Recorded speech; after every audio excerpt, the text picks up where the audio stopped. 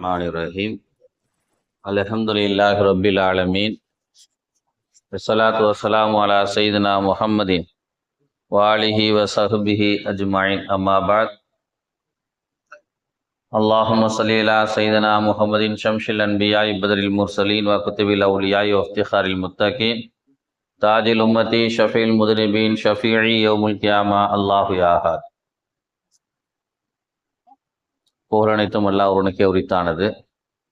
கண்மணி நாயகம் ரசூலுல்லாஹி ஸல்லல்லாஹு அலைஹி வஸல்லம் அவர்கள் மீதும் அவர்களுடைய குடும்பத்தார்கள், சஹாபாக்கள், இமாம்கள், தாபீன்கள், வலிமார்கள் மற்றும் இங்கே வருகை தந்திருக்கக்கூடிய நம் அனைவர் மீதும் அல்லாஹுவின் புறத்திலிருந்து சாந்தியும் சமாதானமும் என்றென்றும் உண்டாகட்டுமாக. எல்லாம் வல்ல அல்லாஹு ஜல்ல ஷானஹு தஆலா இன்றைய நாளில் தன் புறத்திலிருந்து இறக்கி கொண்டிருக்கக்கூடிய எல்லா வகையான பாக்கியங்களையும் நம் அனைவருக்கும் தந்துருள்வானாக. எல்லாம் வல்ல அல்லாஹு ஜல்ல ஷானஹு தஆலா இன்றைய நாளில் இறக்கி கொண்டிருக்கக்கூடிய துர்பாக்கியங்கள் அனைத்திலிருந்தும் நம்மை நம்முடைய குடும்பத்தினரையும் பாதுகாத்தருள்வானாக. ஆடி மாதம் பிறந்து விட்டது. ஆனாலும் கூட மலைமாரிகள் சரியான முறையிலே நம்மிடத்தில் இல்லை. அல்லாஹு தஆலா விவசாயத்தையே நம்பி வாழக்கூடிய நமக்கு நல்ல மலைகளை அல்லாஹ் தஆலா தந்தருள்வானாக. நம்முடைய பொருளாதாரமும் நம்முடைய வசதி வாய்ப்புகளையும் பெருக்குவதற்கு அல்லாஹ் தஆலா அருள் செய்வானாக. கண்ணியத்திற்கும் பெரும் மதிப்பிற்கும் உரிய அல்லாஹ்வின் நல்லடியார்களே, கடந்த ஒரு மாத காலமாக டெல்லியில லட்சக்கணக்கான இளைஞர்கள் ஒன்று கூடி தங்களுடைய தேவையை மத்திய அரசாங்கம் நிறைவேற்றி தர வேண்டும் என்று மிகப்பெரிய அளவில் போராடி கொண்டிருக்கக்கூடிய அந்த காட்சியை தினம் தினம் ஊடகங்கள் வழியாக பார்த்து கொண்டிருக்கிறோம், பத்திரிகைகள் வழியாக கேட்டுக்கொண்டிருக்கிறோம். ஒரு மிகப்பெரிய போராட்டம். நம்ம செய்தியில் பார்க்கறது, நம்ம பத்திரிகையில் படிக்கிறது, அதெல்லாம் அங்கே நடக்கக்கூடிய நிகழ்ச்சிகளில் 1% கூட நம்மக்கிட்ட இன்னும் வந்து சேரலை செய்திகள். குறைஞ்சது ஒரு 80 லட்சம் பேர் அந்த கூட்டங்களில் கலந்துக்கிறாங்க. 80 லட்சம் பேர், 1 கோடி பேர் அந்த இடத்துல கலந்துக்கிறாங்க. இளைஞர்களா, எல்லா சாதி இளைஞர்களும். இன்னைக்கு ஆடி மாதம் பிறந்துருச்சு, மழை பெய்யல, 4 நாள் ஆச்சு, 10 நாள் ஆச்சு, நம்ம எப்படி இங்கே வருத்தப்பட்டுக்கிட்டு நமக்கு வேலை வாய்ப்பு இல்லை, நம்ம விவசாய வேலை வாய்ப்பு கிடைக்கலன்னு அல்லாஹ்வை நம்பிக்கிட்டு பேசிக்கிட்டு தொழுதுகிட்டு துவா பண்ணிக்கிட்டு இருக்கோம். படித்த இளைஞர்கள் என்ன செய்யறான்? எனக்கு படித்ததுக்கு வேலை கிடைக்கலன்னு சொல்லி அங்கே நின்று போராட்டம் பண்ணிக்கிட்டு இருக்கிறான். நாம அல்லாஹ்கிட்ட மட்டும்தான் கேட்க முடியும். மழை யார் கொடுப்பா? மத்திய அரசாங்கம் கொடுக்குமா, மாநில அரசாங்கம் கொடுக்குமா? அது அல்லாஹ் மட்டும்தான் கொடுக்க முடியாது. அதனால நம்ம அல்லாஹ்கிட்ட கேட்டுக்கிட்டு இருக்கிறோம். வேலை யார் கொடுப்பா? மத்திய அரசாங்கமோ மாநில அரசாங்கமோ தான் கொடுக்கணும். அதனால அவன் அங்கே நின்று அவன் கேட்டுக்கிட்டு இருக்கிறான். நம்மளுடைய முறையீடும் அவர்களுடைய முறையீடும் வெவ்வேறாக இருந்தாலும் கூட நோக்கம் ஒண்ணுதான், நாம் பொழைக்கணும். ஏதாவது வழி சொல்லு, நாம் பாதிக்கப்பட்டிருக்கிறேன். இளைஞர்களுடைய அந்த தன்னெழுச்சிங்கிறது எல்லா காலத்திலையுமே உள்ளதுதான். இது போன்ற ஒரு காட்சிகள் எல்லா காலத்திலையுமே உள்ளது. நம்ம ஊர்ல கூட ஒரு 40 வருஷத்துக்கு முன்னால எனக்கு நல்லா ஞாபகம் இருக்குது. அப்போதான் ஆரம்ப காலத்துல எல்லாம் இளைஞர்கள்லாம் வெளிநாட்டுக்கு போக ஆரம்பிச்ச காலம் நம்ம ஊர்ல. அப்போ வந்து ஒரு 100 ரூபா கைமாத்து வாங்குறதே, ஒரு வீட்டுல இருந்து இன்னொரு வீட்டுல 100 ரூபா கைமாத்து வாங்குறதே பெரிய கஷ்டமா இருக்கும். அப்ப நம்ம பள்ளிவாசல்ல இளைஞர்கள்லாம், அப்ப இருந்த இளைஞர்கள்லாம் ஒன்று சேர்ந்து நம்ம ஊர்ல ஒரு சங்கம் ஒன்று ஆரம்பிக்கணும், அதுல ஒரு ஆளுக்கு ஒரு 10 5 சேர்க்கணும், வெளிநாட்டுக்காரங்க காசு கொடுக்கணும், நம்ம ஊருக்காரங்களுக்கு 200 300 400 கொடுப்போம், அவங்க திருப்பி கொடுக்கும்போது ஒரு 10 ரூபாய் எக்ஸ்ட்ரா நமக்கு சங்கத்துக்கு கொடுக்கணும் அப்படின்னா ஆரம்பத்துல ஒரு சங்கத்தை ஆரம்பிச்சாங்க. முதல்ல சுல்தான் இஸ்லாம் இருந்தார். வெளியே பழைய பள்ளிவாசலுடைய வெளித்திணையில உட்காந்து ஆரம்பிச்சு எல்லாம் ஒரு வேலையை செஞ்சோம்.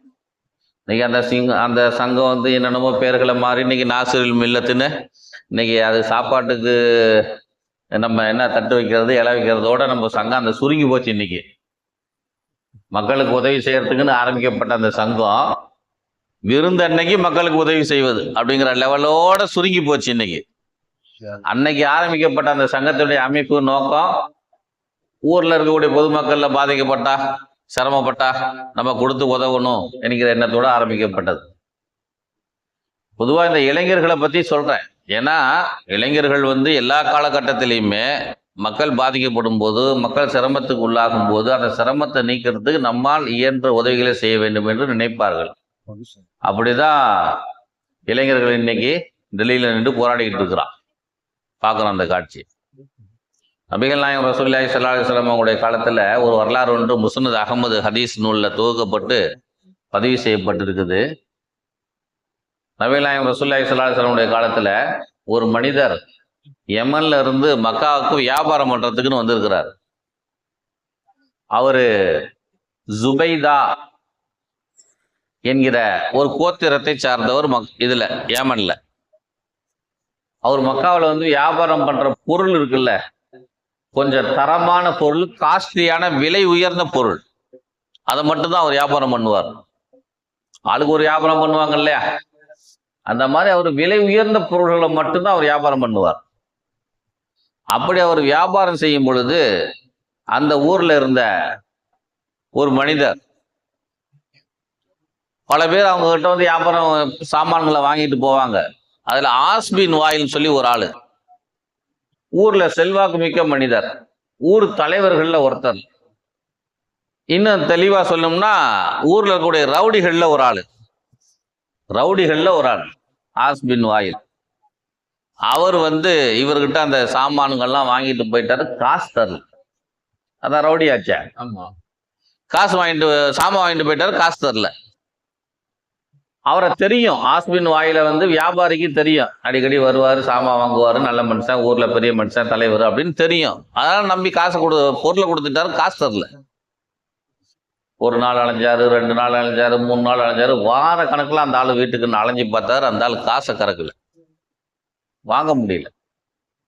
அப்ப அவர் என்ன செஞ்சிட்டாரு,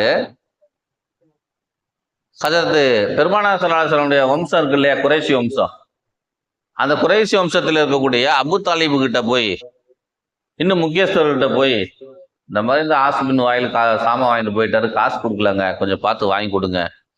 ஏன் ஒரு சின்ன வியாபாரி நான், அவர் கொண்டுட்டு போன பொருளினுடைய தரம் காசு அதிகம், எனக்கு அது கிடைச்சாதான் என் பொழப்பு ஓடும் என்றெல்லாம் சொல்லுகிறார்.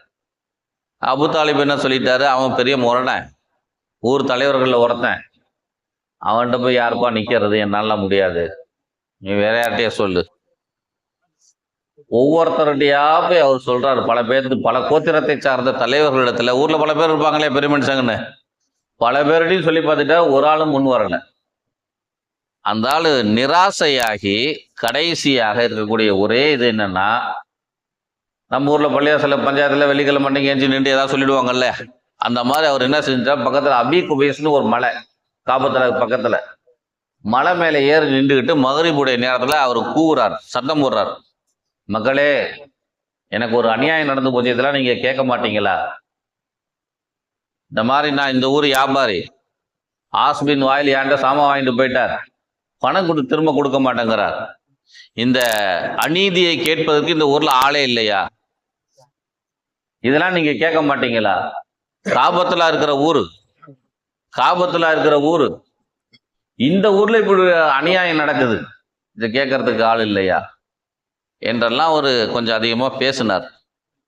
உடனே அந்த மக்களேன்னு சொல்லி கூப்பிட்டாக்க பக்கத்துல இருக்கக்கூடிய ஜனங்க எல்லாருமே வந்துருவாங்க. எப்பவுமே அது அந்த ஊரினுடைய வழக்கம். இந்த தண்டரை போடுவாங்க இல்லையா, தண்டரை போட்டா ஊர்ல இருக்க ஜனங்கள்லாம் வெளியே வந்துடுறாங்கல்ல, அந்த மாதிரி அந்த காலத்துல அந்த கபி குபேஸ் மேல ஏறி மக்களேன்னு ஒரு ஆள் கூப்பிட்டாருன்னா, ஏன்னா ஜனங்க வெளியே வந்துருவாங்க, ஏதோ முக்கியமான செய்தி சொல்ல போறாருன்னு. அப்ப அந்த கூட்டத்துல அந்த செய்தியை கேட்ட அந்த மக்கள்ல அப்துல்லாஹ் இப்னு ஜுதுஆன் அப்படின்னு ஒரு மனிதர், அவர் என்ன சொல்றாரு, இந்த அநீதிக்கு எதிராக யாரெல்லாம் தட்டி கேட்கணும்னு நினைக்கிறீங்களோ அவங்க எல்லாம் என் வீட்டுக்கு வாங்க, இது சம்பந்தமா பேசுவோம் அப்படின்னு அப்துல்லாஹ் இப்னு ஜுதுஆன் அப்படிங்கிற ஒரு நபர் கூப்பிடுகிறார். இவர் கூப்பிட்ட உடனேயே அங்க இருந்த பல மனிதர்களும் அவருடைய வீட்டுக்கு போகிறதுக்கு தயாராயிட்டாங்க.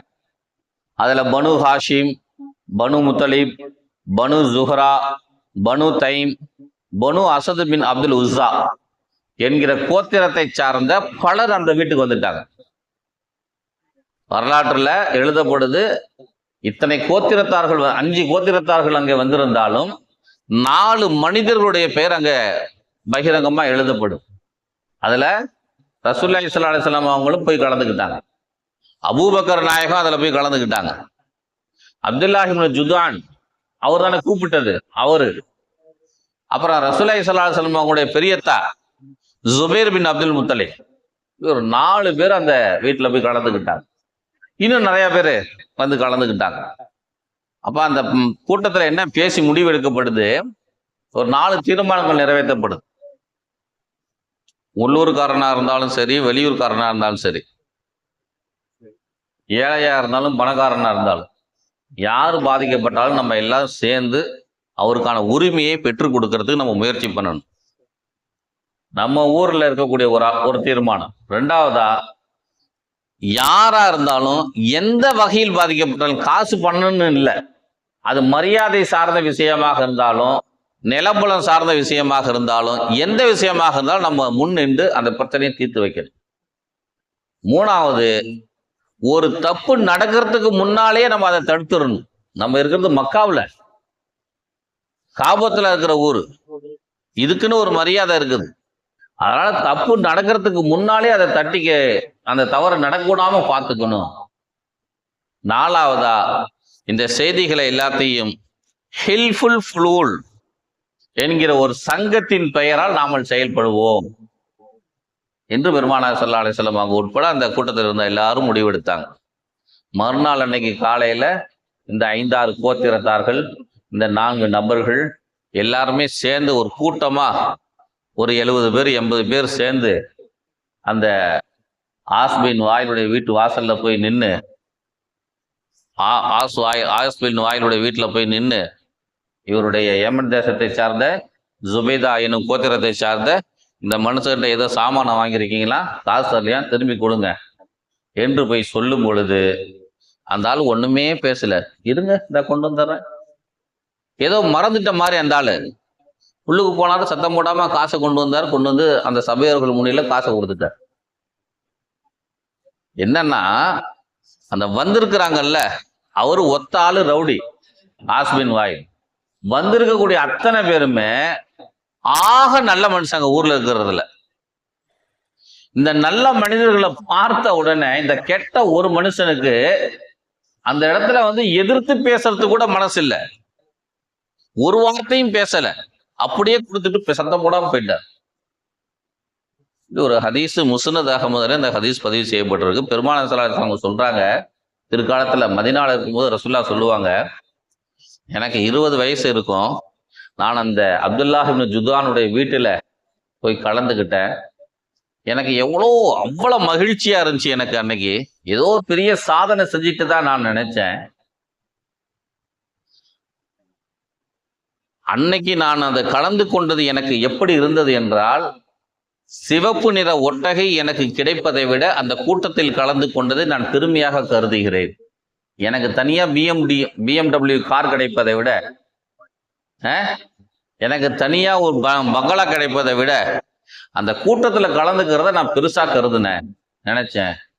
அது மட்டும் இல்ல, இன்னைக்கும் அந்த மாதிரி யாராவது பாதிக்கப்பட்டவங்க இருந்து அந்த மாதிரி ஒரு கூட்டம் நடக்குது, நீங்க வந்து கலந்துக்குங்கன்னு சொல்லி ரசூலுல்லாஹ்வாகிய என்ன கூப்பிட்டா நானும் வந்து கலந்துக்குவேன், சங்கங்கள்ல நானும் வந்து கலந்து கொள்வேன் என்று நபிகள் நாயகம் ரசூலுல்லாஹி ஸல்லல்லாஹு அலைஹி வஸல்லம் அவங்க சொன்னதாக ஒரு ஹதீஸ் நம்ம முஸ்னத் அஹ்மது என்கிற நபிமொழி தொகுப்பு நூல்ல பதிவு செய்யப்பட்டிருக்கு.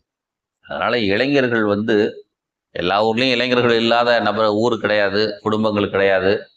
இளைஞர்கள் நல்ல விஷயத்துக்காக வேண்டி எப்பவுமே பாடுபடணும். அவங்களுடைய செயல்திறனால மட்டும்தான் ஒரு குடும்பம், ஒரு ஊரு, ஒரு ஸ்கூலு, ஒரு என்ன நிலையங்கள் இருக்கிறதோ அது எல்லாமே முன்னுக்கு வரும். இளைஞர்களுடைய முயற்சி மிகப்பெரிய அளவுல இருக்கணும். நம்ம ஊர் இளைஞர்களுடைய முயற்சியும் மிகப்பெரிய அளவுல இருக்கணும். நம்முடைய இளைஞர்கள் நேர்மையாகவும் நியாயமாகவும் அந்த ஹெல்ப்ஃபுல் ஃபுல் சங்கம் செயல்பட்டது போலவும் செயல்பட வேண்டும். நாமும் அப்படிப்பட்ட நேர்மையாளர்களாக நடந்து கொள்வதற்கு முயற்சி செய்யுங்க. டெல்லியில் இருக்கக்கூடிய அந்த இளைஞர்கள் மிகப்பெரிய அளவில் பாடுபட்டாலும் கூட மத்திய அரசாங்கம் முதலாக அந்த தர்மேந்திர பிரதான் என்கிற சொல்லக்கூடிய மத்திய கல்வி அமைச்சரை முதல்ல இப்பதான் மத்திய அரசாங்கம், பிஜேபி அரசாங்கம் கொஞ்சம் கீழே இறங்கி வந்திருக்கு. இந்த 12-13 வருஷத்துல ஒரு இடத்துல கூட அந்த அரசாங்கம் கீழே இறங்கி வரவே இல்லை. ஒரு 5-6 வருஷத்துக்கு முன்னால பஞ்சாபை சார்ந்த விவசாயிகள் போராட்டம் நடத்தும் போது அந்த விவசாய சட்டத்தை ஒன்று பின்வாங்கினா, இன்னைக்கு 2வதா இந்த மந்திரியை பின்வாங்கியிருக்கிறான். இந்த 2 தவிர மத்திய அரசாங்கம் கீழே இறங்கி வரல. கீழே இறங்கி வந்ததுக்கு காரணம் இளைஞர்களுடைய செயல்பாடு. எல்லாம் வந்து அல்லாஹு ஜல்லஷானஹு வ தஆலா நம் ஊருடைய இளைஞர்களையும் நல்ல வழிகளில் வழிநடத்துவதற்கு அருள் செய்வானாக. ஆமீன். வாஹிரு தஅவானா அல்ஹம்துலில்லாஹி ரப்பில் ஆலமீன். சுப்ஹானல்லாஹி பிஹம்திஹி சுப்ஹானக்கல்லாஹும்ம பிஹம்திக அஷ்ஹது அல்லா இலாஹா இல்லா அன்த அஸ்தக்ஃபிருக வ நத்தூபு இலைக. சுப்ஹான ரப்பிக ரப்பில் இஸ்ஸத்தி அம்மா யசிஃபூன்.